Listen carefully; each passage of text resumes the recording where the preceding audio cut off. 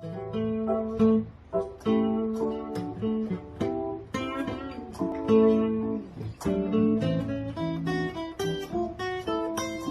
morning, everybody. I promised you that I was going to start doing a podcast, and today is my first podcast. And so I'm going to explain a little bit about what I'm doing and why.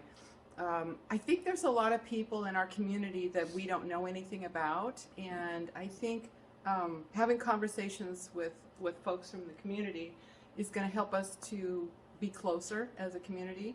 And so, and besides, I think it's fun. But what I've got for you all today is my first podcast, and this is, I'd like to introduce you to a great musician. Well, no, I think most of us musicians don't think we're that great, and that's a good thing.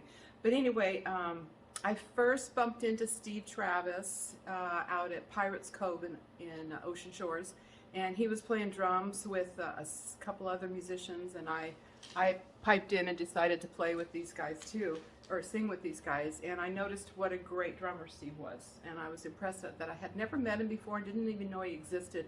So I'd like to introduce you to today to Steve Travis.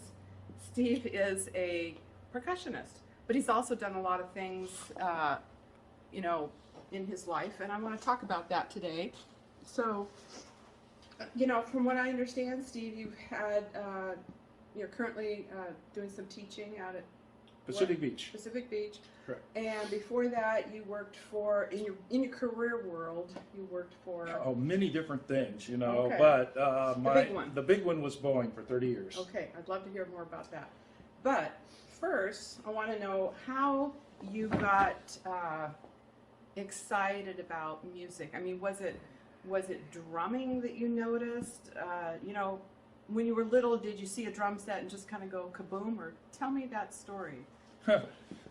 Well, I don't know exactly the time frame. It was a house that we lived in Oregon before we moved to Eastern Washington, where down in the basement there was a pair of drumsticks that showed up.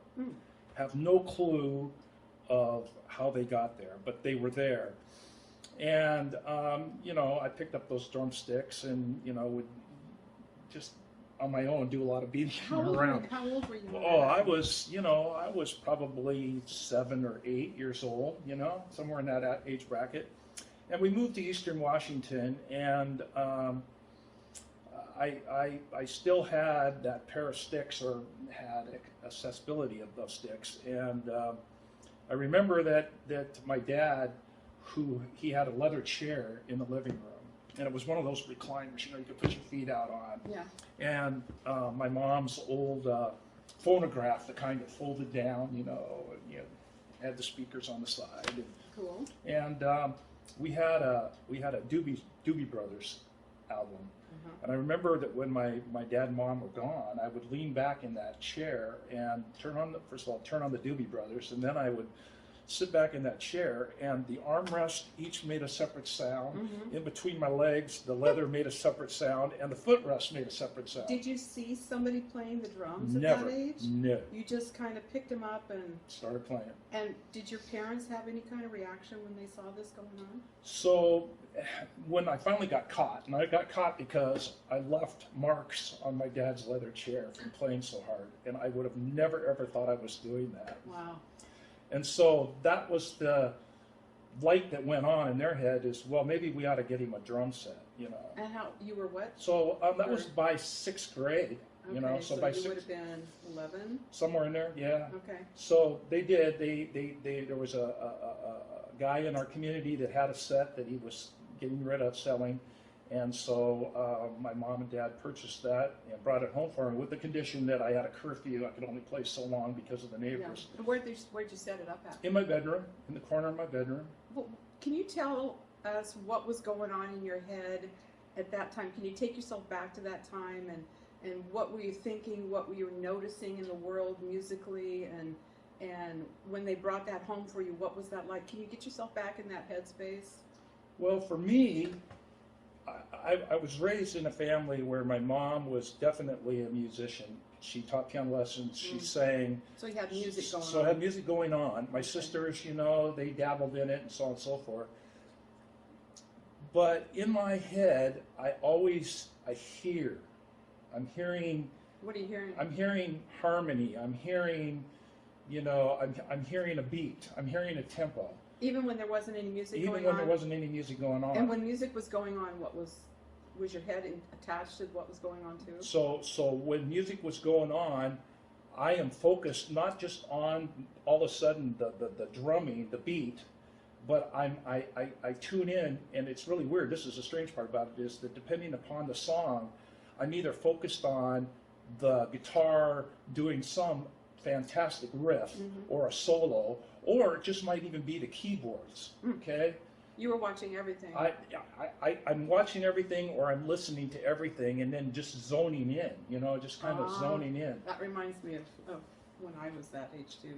And so it was something that kind of came natural, and through that my mom said, oh, let's, I think maybe you ought to try clarinet. And so they threw a clarinet at me, and I remember going to band, and I worked my way up from first to third, or third to first, whatever you go to, from the lowest to the highest.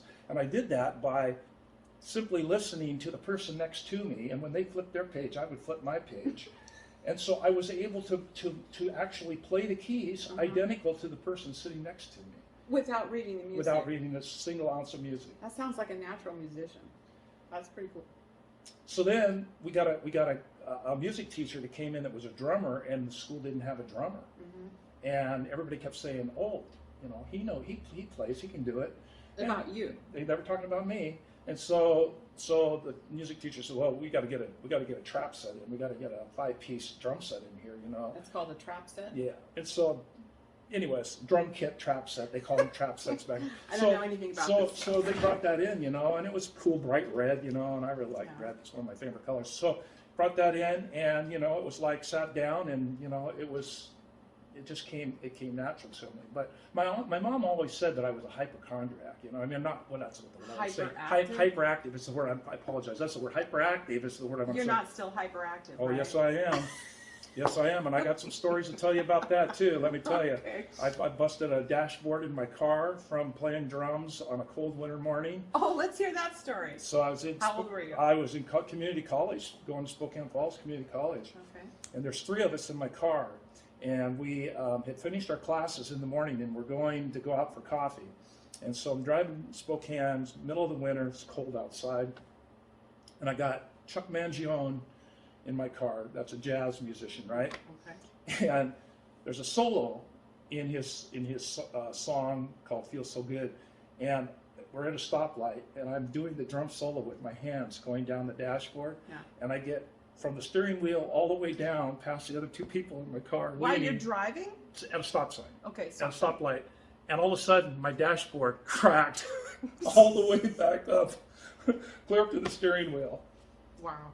No, I have not done that ever since, because that's an expensive, So, how much does a drum set like what we're looking at over here run somebody? And I'm just going to scope over it.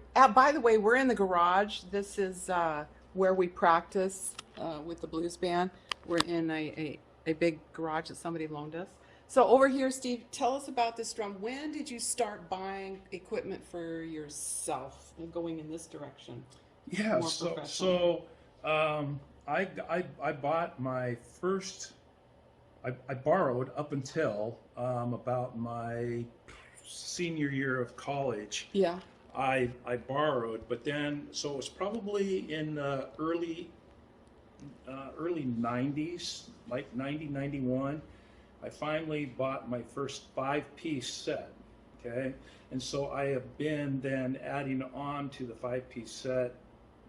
For a long time. For a long time. Okay, so and as you know, this isn't even my everything's not even out there. I've left a lot of cymbals and stands that are not there. It's pretty massive. I mean, it's kind of. I would think for a young person to look at that set, they would be kind of taken back by, wow, I mean, I could never achieve that.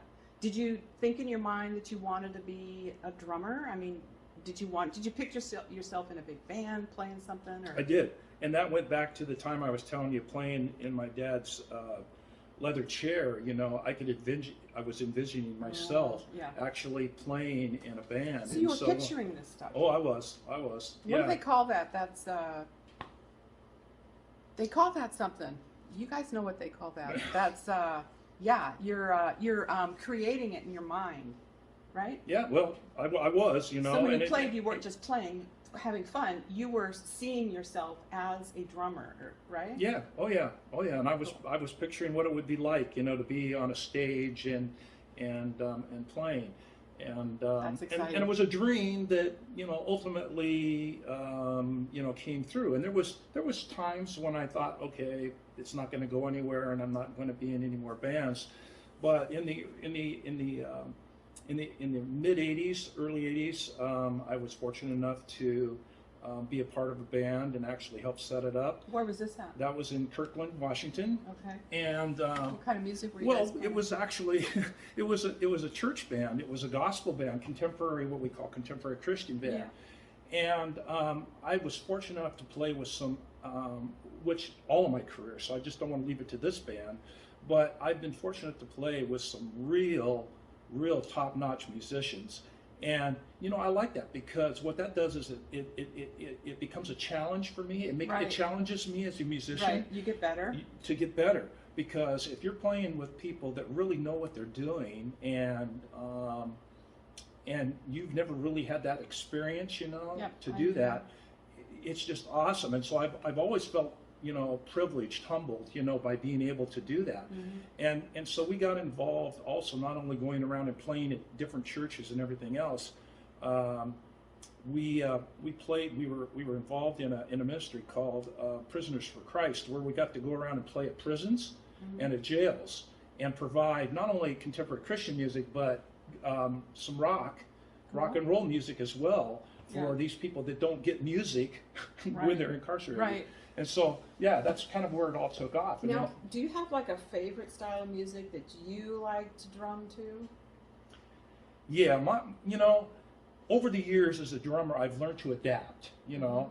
And I'll answer your question, but I want to say that in community college, I took a class that sounded really fascinating to me, and it was called Music Appreciation.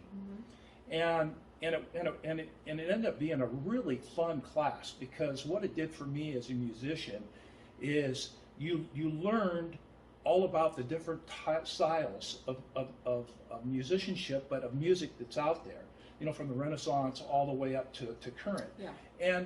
And there's something to be said about all the different types of music that we have out there, whether it's rap, whether it's country, whether it's, you know, heavy metal. And as a musician, I have an appreciation for everybody that fits into that style of music, right? Because obviously they have a gift to do that, and there's an audience for everything from A to Z out there. Yeah. And so, but for me, after going through that class and still having an appreciation for music and for bands, is that I fell back on definitely rock and roll and blues.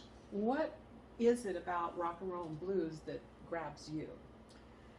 It's what I can do on the drums. You know, it's being able to creatively come up with my own style of rock beats that go with that song, because you're talking to somebody that doesn't read any music at all. You know, I sit down behind a set and I can't tell you this from that. You know, it's like when I played the clarinet. You know, and I blew my parents away. My mom was like, when she first learned that I couldn't read music, it was like, are you kidding me? You know, you just won that talent contest by playing by ear. You're just listening to the keyboard play next to you, and you were able to. And wow. Whoa, you know. Yeah, and you don't know that that's any different from anybody else. No. That's just how your brain works. It's how my brain works, and I'm not tooting my own horn here. You know, it's just I look at it as me, and it's a unique thing about me, and it's kind of fun, you know. And you know this, we've talked about it, about, you know, in our band, about the current band we're in, guitar players going home and having an amp and sitting there and really going at it for hours and hours and hours. And with a set like you just showed your audience, you know, I don't have room in my house to set up. And then, you know, drums can be pretty loud, and you can't plug this into a headset and block off the sound like an electronic set. That's true. And so my set is usually, you know, it's set up here in our garage, this garage, the whole time. And so for me, it's going home and listening to the tunes that we're doing, if I already don't know them, over and over and over and over and over and over and over in my head. And that's how I rehearse, you know, and then take the sticks and play on So you something. do a lot of rehearsing in your brain. Just in my brain. Thinking about it, and that's probably a little bit of the difference between somebody that knows theory and reads music. They're going to read the music over and over, but you have it in your head. Is that what you're saying? That's exactly what I'm saying. You know what I'd like to see. Tell me about your drum set. You call it a kit? Yeah. Because I don't know really anything about drums and stuff. I like playing them. I don't know what I'm doing, but I enjoy playing them. Could you kind of walk through your set over there and tell us a little bit about it? Sure. You want me to stand up over here? Yeah, just go get behind the drums Okay. and yeah. Cool. So basically, you know, they call a drum seat a throne, and I got a big, huge tractor seat here that I sit on. It's a Tama tractor seat. Yeah. You know, I have I bought myself a Gibraltar rack. So Okay, what's what's a rack? Is this So this is the metal? rack. Here's the rack. Okay. All right, Gibraltar rack, and on the rack I've got 1, 2, 3, 4, 5 toms. They're called toms, okay? That I Yeah, have, yeah. with another tom on the floor, and then a set of toca drums over here. Those are called toca drums. Mhm. And what are the toms? Can you show us the toms? Toms. These guys down here. You have all these guys. Can These we are all hear toms. those? Can you sit down and? I Take love. my heating pads off of them to keep the. Yeah, it's cold in here. So, yeah, I'd like to hear the toms. I'd like to hear you called them toca. So the tokas are kind of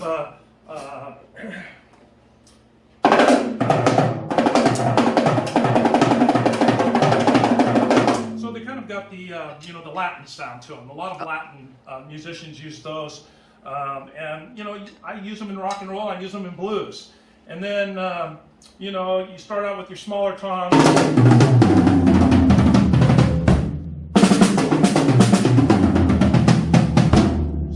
You have your snare drum over here, and you just go from there. And you know, I have different varieties of cymbals, and that's what I'm doing. So you want to play? Yeah. Okay.